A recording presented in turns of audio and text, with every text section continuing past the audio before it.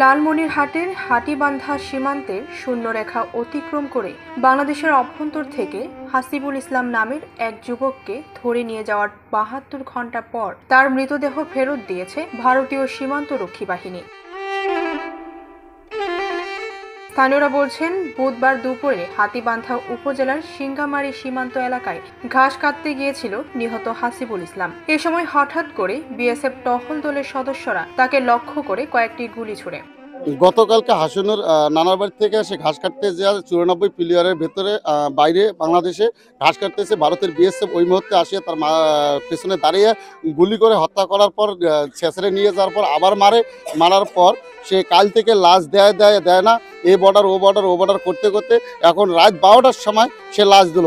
সে লাশে কিচ্ছু নাই তো সব ধ্বংস করে দিছে। তা আমরা সরকারের কাছে এটা বিচার চাই যে ভারতের বিএসএফ যেন বাংলাদেশে প্রবেশ করতে পারে না এবং বেড়ার বাইরে যেন থাকতে পারে না, সে যেন ভেতরে থাকে।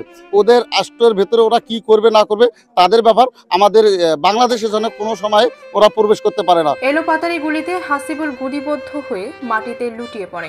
পরবর্তীতে বিএসএফ এর সদস্যরা তাকে রাইফেলের বাট ও হাতে থাকা লাঠি দিয়ে পিটিয়ে টেনে হিঁচড়ে ভারতের অভ্যন্তরে নিয়ে যায়। সিঙ্গিমারির সীমান্ত অঞ্চলে, হাতীবান্ধার সীমান্ত অঞ্চলে যেভাবে হত্যাকাণ্ড, নৃশংস হত্যাকাণ্ড চালিয়েছে ভারতীয় বিএসএফ, ভারতের তার সভ্য সমাজের কোনো নজির নেই। একটি সাধারণ ছেলেকে হত্যা করেছে, শুধু হত্যা করে ক্ষান্ত হয়নি, তাকে অত্যাচার করেছে, তাকে বুট জুতো দিয়ে অত্যাচার করেছে, তাকে রাইফেলের বাট দিয়ে অত্যাচার করেছে। পাশাপাশি তারা তাকে নিয়ে গিয়েছে, চ্যাংদোলা করে নিয়ে গিয়েছে এবং নিয়ে যাওয়ার পর 48 ঘন্টা পর আমাদেরকে তারা সেই লাশ দিয়েছে। অনেক টালবাহানার পর যা দিয়েছে, আমরা আজকে তাকে দাপন করব। পাশাপাশি হাতীবান্ধার এবং বাংলাদেশের সাধারণ জনগণ এই হত্যাকাণ্ডের তীব্র নিন্দা জানায়। পাশাপাশি এর সুষ্ঠু বিচার চাই আমরা।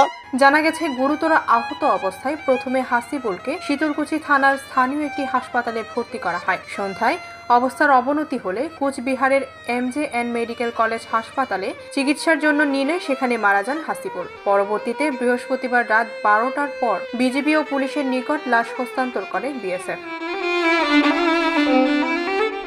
ডেস্ক রিপোর্ট, ভোরের পাতা।